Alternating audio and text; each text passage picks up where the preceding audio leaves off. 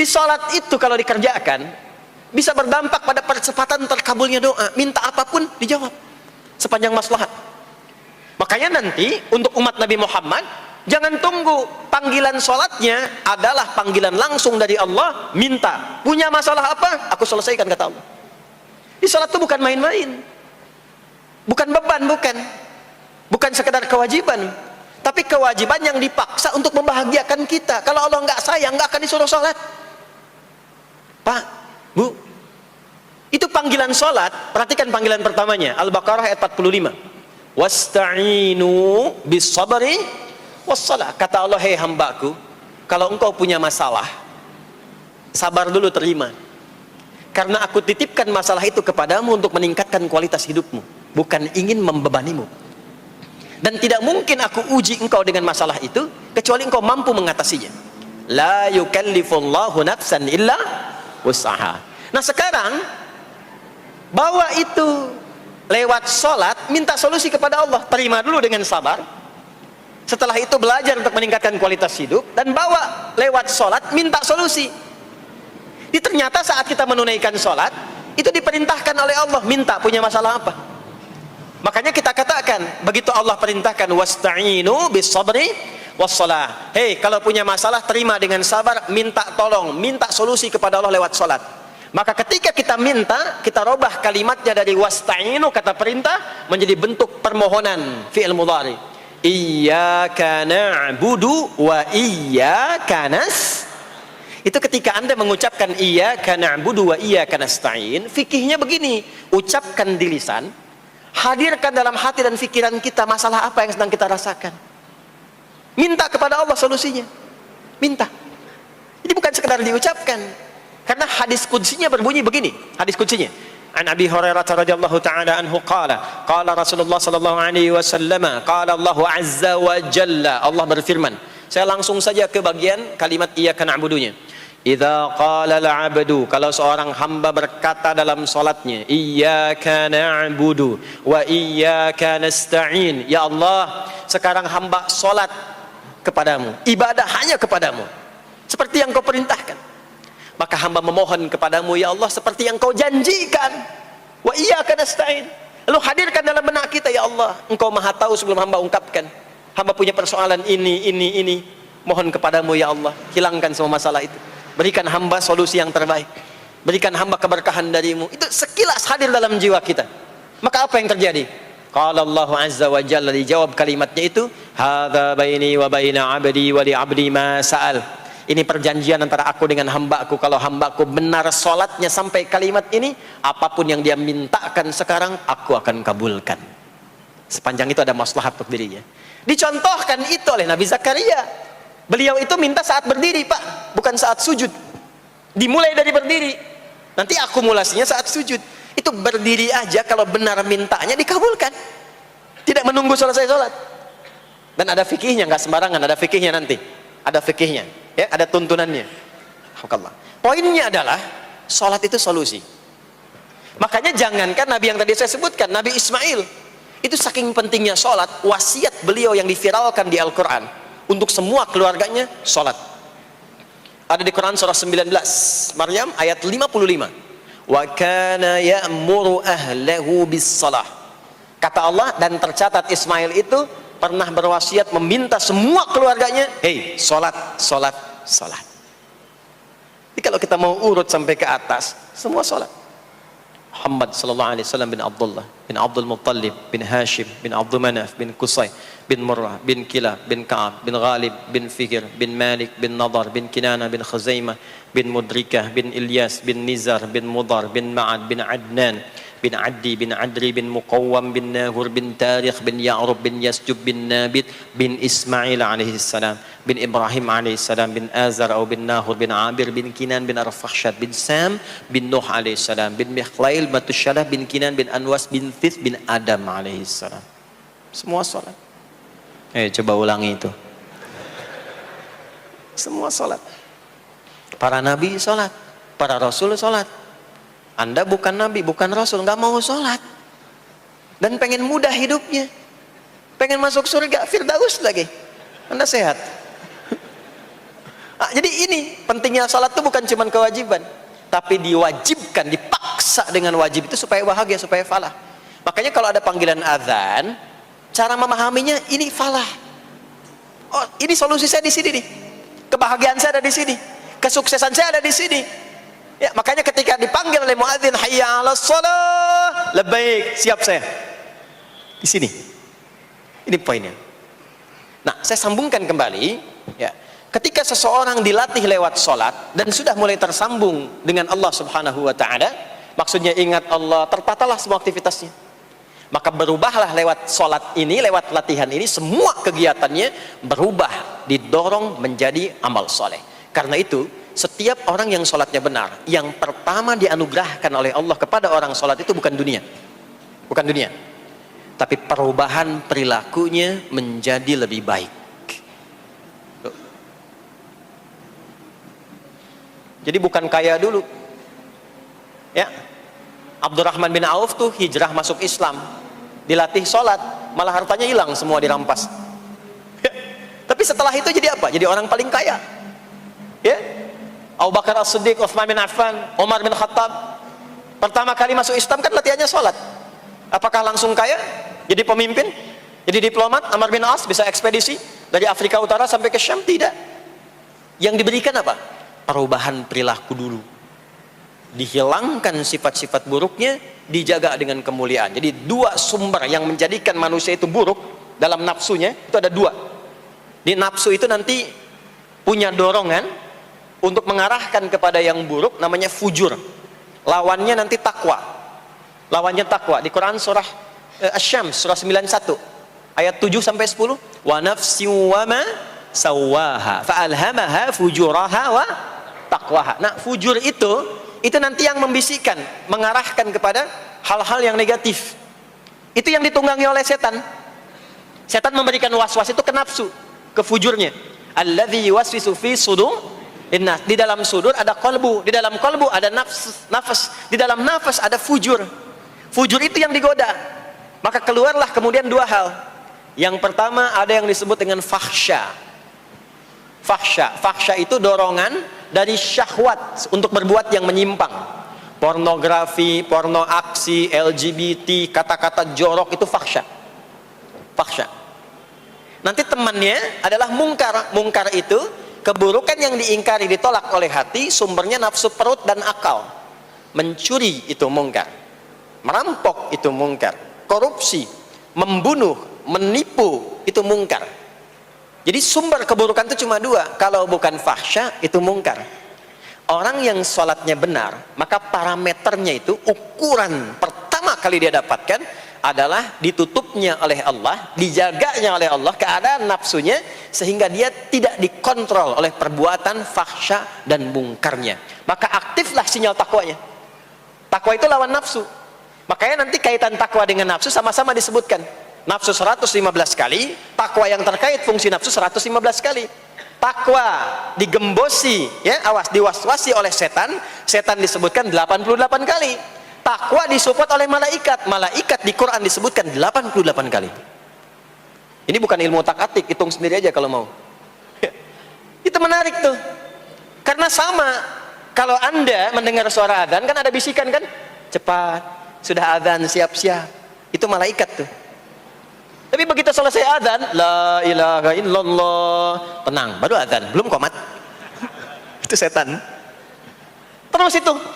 Terus dua-duanya tuh, ya, memberikan bisikan, yang satu mensupport dan seterusnya. Yang paling menarik adalah kalau sholat kita benar, maka sinyal takwa aktif. Makanya amalan takwa pertama itu sholat. Setelah beriman, amalan takwa pertama sholat. Al-Baqarah ayat 2 dan 3. Dzalikal kitabu la raiba fi hudal lil muttaqin. Siapa muttaqin, orang takwa di situ? Ayat 3-nya, alladzina yu'minuna bil ghaibi wa yuqimunas shalah. Jadi kalau sholatnya aktif, takwanya aktif, sinyalnya aktif, sinyal itu yang akan menutup fahsya dan mungkar. Maka turunlah Quran surah ke-29 ayat ke-45. Utlu ma uhiya ilaika minal kitabi wa aqimis shalah. Kita hafal tengahnya, innas salata tanha 'anil fahsya'i wal munkar. Maka kalau orang sholat tidak akan berbuat fahsya, tidak ada lagi yang melambai laki-laki. Allah, ini nggak ada. Laki-laki yang laki-laki, perempuan-perempuan. Nggak ada lagi tontonan-tontonan pornografi. Yang jorok-jorok, yang kotor-kotor. Nggak ada lagi kata-kata kotor di lisan itu. Karena lisannya dilatih untuk mengucapkan yang baik-baik. Allah, sami Allahu liman hamidah, subhanallah, alhamdulillah, Allahu akbar. Makanya pasca sholat itu berubah. Maaf ya, Allah tidak memberikan kepada Nabi Muhammad SAW tongkatnya Nabi Musa, mukjizatnya Nabi Isa, apalagi Nabi Ibrahim dan selainnya. Tapi Allah turunkan Al-Quran kepada Nabi Muhammad SAW, lalu dipraktekkan Quran itu pertama lewat sholat. Anda tahu apa yang terjadi?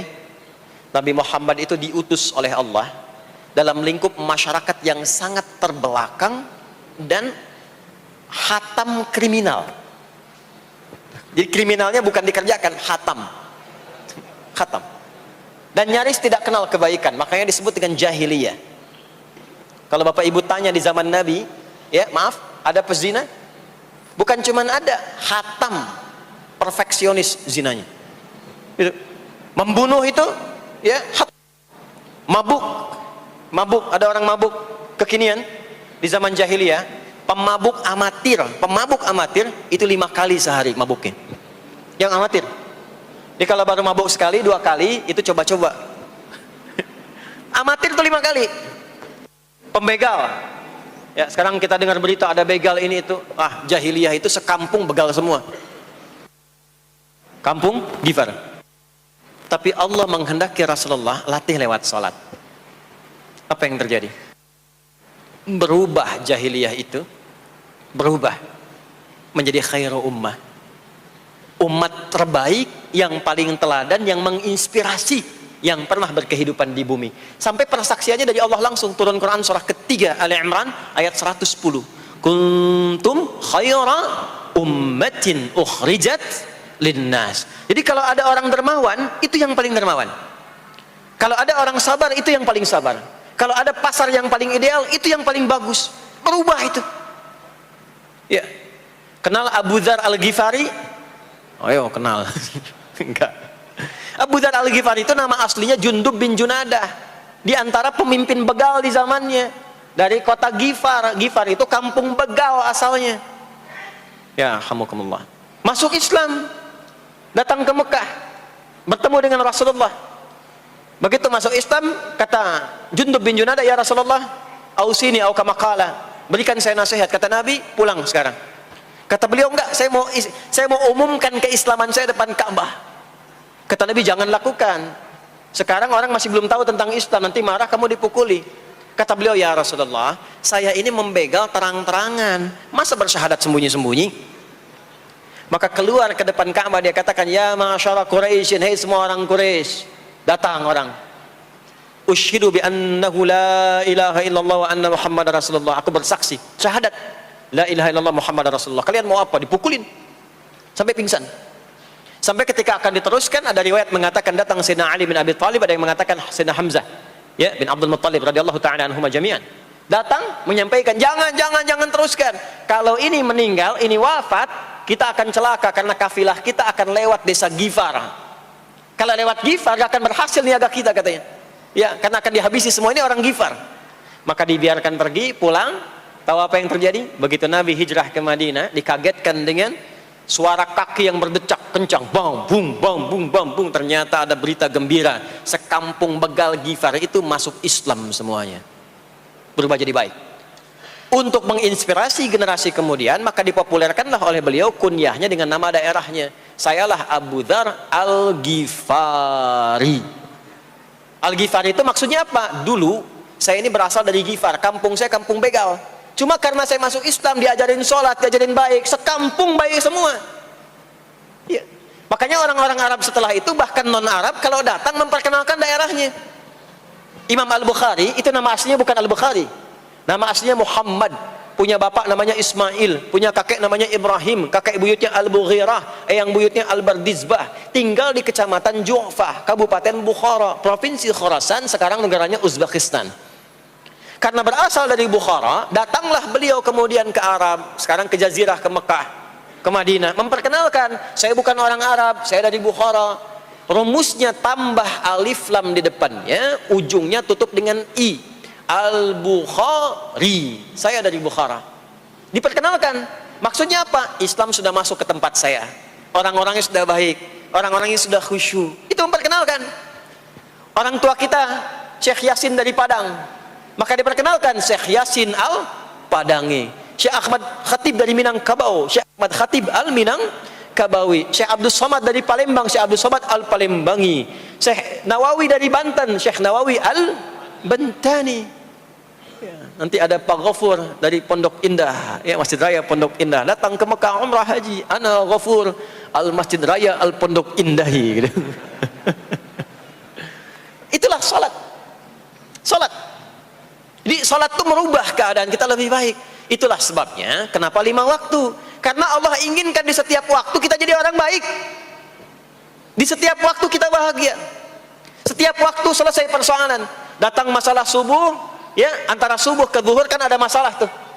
Gak mungkin ada orang dari subuh ke zuhur gak punya masalah tuh, gak mungkin. Tuh wajahnya udah kelihatan tuh. Ya, makanya kita datang, ya, menghadap kepada Allah, minta diselesaikan, minta diberikan taufik, sujud kita, diberikanlah solusi. Zuhur ke asar ada masalah, datang saat asar. Asar ke maghrib punya masalah, datang. Makanya semua ulama dulu seperti itu. Al-Bukhari itu menuliskan kitab sahihnya itu 16 tahun. Setiap satu hadis akan ditulis, salat dulu. Salat dulu. Begitu tenang, nyaman, baru tuliskan. 16 tahun. Itulah sholat. Nah, dari sekian waktu yang 5 kali itu, ada waktu yang spesial. Waktu spesial inilah yang ingin saya bahas, yang tadi disampaikan dalam pengantar sambutan. Jadi ini inti yang mau saya katakan. Ini barusan muqaddimah tuh. Barusan muqaddimah. Baik. Kan kita sholat berapa kali sehari? Kita hitung. 1, subuh. 2, zuhur. 3, keempat, yang kelima, isya. Berapa jumlah rakaatnya? 17. Baik ya. Itu nomor telepon untuk koneksinya. Koneksi kita dengan Allah nomornya catat ya. 24434. Ya. Jadi kalau ditanya berapa nomor koneksi dengan Allah? 24434. Subuh 2, zuhur 4, asar 4, maghrib 3, isya 4. 5 waktu kan? Baik. Di 5 waktu ini kita dijaga, diinginkan menjadi hamba yang baik, bahagia, nggak lekat dengan masalah, tuntas semua. Saking sayangnya Allah sama kita. Kalau nggak sayang nggak disuruh sholat. Itulah sebabnya ketika diperintahkan menunaikan waktu sholat, diberikanlah gambaran waktunya. Tapi yang jadi persoalan kita sekarang yang akan dibahas, di antara sekian waktu itu ada waktu-waktu yang spesial. Ada waktu-waktu yang spesial. Dari mulai subuh ke isya itu ada yang dispesialkan oleh Allah karena ada bonus berlipat di dalamnya. Waktu apakah itu? Mari kita bacakan dulu mulai dengan Quran surah kedua ayat 238. Paling kanan sebelah atas di mushaf standar. A'udzubillahi minasyaitonirrajim. Bismillahirrahmanirrahim. Mohon izin saya agak lambatkan sedikit ritmenya karena ini inti yang mau kita bahas. Tadi muqaddimah makanya saya percepat ya. Hafizu 'alas salawati was-salatil wusta wa qumu lillahi qanitin. Hafizu. Kalau Bapak Ibu lihat mushaf terjemah, diterjemahkannya dengan jagalah. Jagalah itu ihfazu, hafidha yahfaz. Tapi kalau ada alif setelah hafizu, itu berarti fi'il madhinya, past tense-nya, akar kata kerjanya hafadha, yuhafidhu. Alifnya mufa'alah, bermakna saling. Jadi mengartikannya begini, hafidhu 'alas salawati. Hei, hendaklah kalian saling menjaga waktu sholat. Kalau saling itu sendirian atau banyakan? Banyakan. Jadi kalau bapak di rumah ada 5 orang, bapak, ibu, dan 3 orang anak, maka jangan soleh sendirian, Pak. Ingatkan anaknya, ingatkan istrinya. Istri bangun duluan, ingatkan suaminya. Makanya waktu sholat itu Maaf, jangan cuma disandarkan pada azan yang kita dengar di masjid, harus hafal. Bahkan nanti gini, di Quran surah keempat ayat 103 itu, di ujung ayatnya, itu ada penanda ciri standar orang beriman. Maaf, kita tanya dulu nih, kita beriman tidak hari ini? Halo, beriman? Hati-hati ya, karena kata Nabi ada yang subuh beriman, sorenya sudah kufur tuh. Ya, yusbihu mu'mina wa yumsi kafira. Hati-hati ya. Yuk, apa ciri orang beriman tuh? Iman itu konfirmasinya bisa didapatkan satu melalui suara azan. Azan itu sama dengan penanda waktu sholat. Tahu dari mana iman itu bisa dicek dengan suara azan? Quran surah ke-8 Al-Anfal di ayat yang kedua. Innamal mu'minuna alladzina idza dzukirallahu wajilat qulubuhum. Sungguh insan beriman itu ciri standarnya bisa dilihat. Kalau disebutkan nama Allah, ada konfirmasi iman dalam hatinya. Jadi iman itu letaknya di kolbu. Nanti konfirmasinya lewat suara adzan, dipanggil, disebutkan nama Allah. Makanya disebutkan nama Allah 5 kali dalam sehari untuk mengecek iman ada nggak dari subuh sampai isya. Ya, Allahu Akbar, Allahu Akbar. Ada getaran di hati kita, sudah azan. Nah, itulah iman. Itulah iman. Makanya orang yang punya iman dengan yang belum punya iman akan beda getarannya. Ini hanya dimiliki oleh orang yang punya iman saja. Yang belum punya iman nggak bisa, nggak punya itu. Allahu Akbar, Allahu Akbar. Surah apaan nih? Toanya kencang banget, ya. Tapi kalau orang beriman, Allahu Akbar, Allahu Akbar, ya Allah sudah azan. Itu konfirmasi itu. Nanti semakin tinggi imannya, bahkan ada yang orang sudah menunggu sebelum tiba waktunya. Tadi subuh jam 4 lewat 13 di sini. Ada yang nunggu dari jam 3. Padahal belum dipanggil. Ya. Masya Allah. Di Bekasi 4 lewat 9. Allahu Akbar, Allahu Akbar. Azan. Ingat dia. Nah, itu ciri beriman. Cuman imannya standar. Jadi bukan iman yang kuat. Standar. Kuat belum, lemah tidak. Allahu Akbar, Allahu Akbar. Jam 4 lewat 9. Jam 3 sudah bangun. Nunggu itu. Iman yang kuat. Masya Allah. Ada yang baru subuh dan nunggu isya. Tunggu. Kuat. Ada yang sudah qomat, sudah la ilaha illallah, belum kepanggil, dipanggil 4 lewat 9, dia baru bangun jam 9 lewat 4.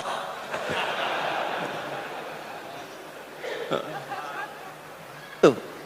Nah, ini iman lemah di bawah. Ciri standar, karena dipanggil ingat, maka ciri standar orang beriman itu tahu waktu sholat.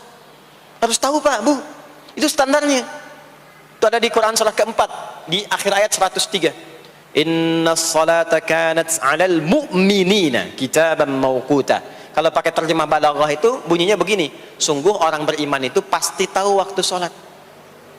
Nah, jadi kalau ditanya jam berapa zuhur nanti belum bisa kita jawab dengan sempurna, itu artinya apa? Imannya belum naik itu ke level standar, belum menguat. Ya, ini poinnya. Nanti kapan waktu sholat itu tiba? Kalau ada yang belum ingat, jangan dibiarkan tidak ingat. Makanya kata Al-Quran, saling menjaga ya waktu sholat itu. Jangan sampai di keluargamu, ada temanmu, kolegamu, bahkan tetanggamu itu nggak tahu waktu sholat. Bahkan nggak sholat, itu bahaya. Kalau memang sayang sama anak, ingatkan. Sayang istri dengan suami, ingatkan. Tanda istri beriman yang cinta dengan suaminya, tanda pertamanya ketika mengingatkan suaminya pada semua hal yang disukai oleh Allah. Begitu sebaliknya. Maka kata Al-Quran, hafidhu, saling menjaga waktu sholat. Disebutkan di situ alas sholawat. Bentuknya begini. Tulisannya alif, lam, waw, alif, tak maftuha begini. Alas, begini tulisannya. Karena nanti ada yang begini, as-sholat, ada yang begini. Biar saja, nggak usah. Ada yang begini, tak marbutah. Seperti Al-Baqarah ayat 3, alladzina yu'minuna bil ghaibi wa yuqimunas shalah. Begini tulisannya. Ada yang begini, as-salat pakai alif, tak, gini. Tapi di Al-Baqarah ayat 238 tulisannya begini. Alas salawati, taknya terbuka. Secara singkat begini, secara singkat. Kalau tulisannya begini, maka yang dimaksud salat fardu. Yang dimaksud salat apa? Salat fardu. Salat fardu itu ada berapa? 5 waktu. Maka kata Allah, hei, saling jaga ya. Waktu salat yang fardu itu yang 5 waktu. Di antara yang 5 itu ada yang spesial. Was-salatil wusta, waktu yang pertengahan, tengah-tengah di antara 5 waktu itu. Yuk kita tuliskan dulu sebentar. Salat ada salat apa saja? Subuh, kemudian zuhur, kemudian asar, kemudian nggak cukup, ambil ke sini, maghrib, kemudian isya. Subuh, zuhur, asar, pindah sini, maghrib, isya. Lihat rumusnya. Jadi yang sholat pertengahan yang mana? Jangan lihat tulisannya itu ya, karena subuh di tengah-tengah disebutnya subuh ya. Sholat pertengahan yang mana? Asar apa subuh? Subuh apa asar? Apa dalilnya? Kita pakai dalil. Nah, sholat pertengahan itu disebutkan oleh Nabi itu ada 2. Ada subuh dan asar. Qala Rasulullah sallallahu alaihi wasallam yata'aqabuna fiikum malaikatul laili wa malaikatun nahari fi salatil asri wa fi salatil fajri. Berebut semua malaikat yang bertugas di siang dan malam, berebut membersamai kita. Kalau berebut itu artinya kalau ada yang berdoa diaminkan, kalau ada yang mohon ampun diistighfarkan oleh malaikat. Jadi malaikatnya minta kepada Allah, ya Allah ampuni si fulan, ya Allah ampuni si fulan, ya Allah si fulan, dan seterusnya sampai selesai. Itu khusus di salat asar dan salat subuh.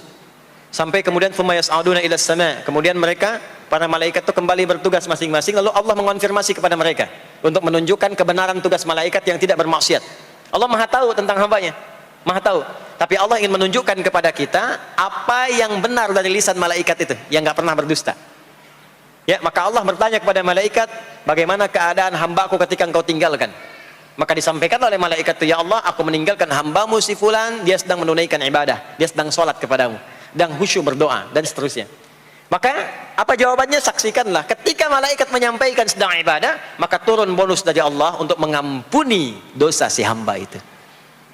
Itulah manfaatnya waktu pertengahan. Waktunya disebutkan di hadis ini asar dan subuh. Antara asar dan subuh itu masih ada yang unggul, ada yang istimewa lagi. Apa yang istimewa? Antara asar dan subuh yang istimewa terletak di subuhnya. Jadi dari 5 waktu ini, yang pertengahan asar dan subuh, karena amal di bawah ditunjukkan untuk mendapatkan penilaian langsung dari Allah seketika dan memberikan jawaban dari apa yang kita inginkan, asar dan subuh. Tapi dibandingkan asar dengan subuh, bila keduanya dibandingkan, dua-duanya mulia. Maka subuh punya kemuliaan yang tidak dimiliki oleh asar. Ya, makanya nanti asar bisa bertemu dengan zuhur, masih ada jama, masih ada qasar. Maghrib ketemu isya, masih ada jama, ada qasar.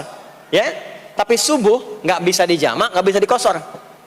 Ya, makanya subuh letaknya jauh, ke isya jauh, ke zuhur jauh. Ya, saya mau jamaah. Ya, jama antara isya dengan subuh biar nanti bangunnya sekalian gitu, nggak bisa.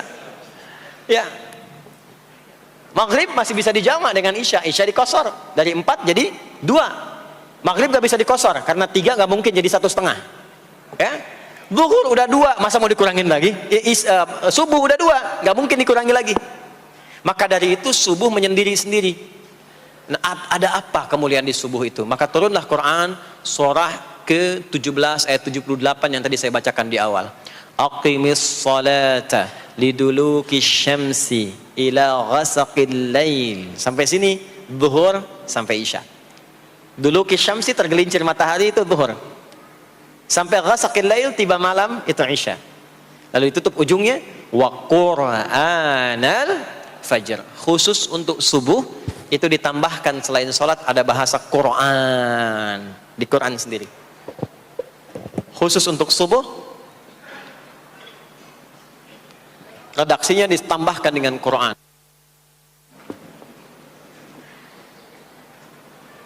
Apa itu Quran? Halo, apa itu Quran? Kalau tidak tahu cepat katakan wallahu a'lam. Apa itu Quran? Wallahu a'lam. Ada Quran, ada Al-Quran. Ada Quran, ada Al-Quran. Kalau yang disebut Al-Quran itu mutlak firman Allah. Dari mulai Al-Fatihah sampai An-Nas. Ini yang terdapat di dalam mushaf ini, di 2 jilid ini. Ya, itu Al-Quran. Kalau disebutkan Quran tanpa alif lam, maka yang dimaksudkan bacaan secara umum. Apakah itu Al-Quran, doa, istighfar, semua bacaan itu Quran. Kemuliaan sholat subuh itu dimulai sejak waktu fajar, matahari mulai keluar sinarnya untuk membelah gelapnya malam, itu sinarnya disebut dengan fajar. Nanti subuhnya saya terangkan di akhir. Sinarnya membelah kegelapan malam, fajar shadiq. Maka pada saat itu bukan hanya sholatnya yang punya keistimewaan seperti sholat asar tadi, tapi semua bacaannya langsung dijawab seketika oleh Allah Subhanahu wa taala, dipersaksikan oleh seluruh malaikat dan dijawab langsung oleh Allah Subhanahu wa taala. Jadi kalau Anda berdoa, maaf, doanya lebih cepat terkabul kalau dipanjatkan dengan cara yang benar dan khusyuk. Kalau Anda istighfar, langsung dijawab. Kalau kita baca Quran, pahala langsung dituliskan berlipat. Itulah kemuliaan waktu fajar. Jadi Allah sendiri yang menyampaikan, bukan cuma sholat yang penting, semua bacaannya itu langsung didengar, langsung direspon, langsung dipersaksikan. Karena itu ada anjuran bahkan dari Al-Quran, dan ini dikerjakan oleh semua sahabat, saking pentingnya sholat subuh itu, waktu fajar itu, bahkan mereka bangun dan menunggu sebelum tiba fajar. Maka disitulah muncul kemudian tahajud, maka muncullah kemudian istighfar sebelum waktu subuh. Ya, ada amalan, ini saya mau kasih rahasia ya. Tapi tolong jaga, ini antara kita saja di sini. Ya, rahasia. Ada waktu sebelum subuh. Cuman 15 sampai 20 menit kurang lebih. Ingat ya, kalau dikonversi sekitar 15 sampai 20 menit waktunya. Namanya waktu sahar. Sahar, jamaknya ashar. Jamak itu karena setiap hari oleh Allah dikasih itu. Sahar, jamaknya ashar. Rahasianya di mana? Bapak Ibu, ini waktu yang paling cepat untuk terkabulnya doa. Anda mau minta apa saja, hadisnya qudsi. Ibadi, kata Allah, hambaku, siapapun yang bermohon sekarang aku kabulkan, yang minta aku berikan. Wa man istaghfara li ghafartu lah. Siapa yang minta ampunan, istighfar, aku ampuni dia sekarang juga. Baik, Bapak Ibu, begini saya tanya nih, kalau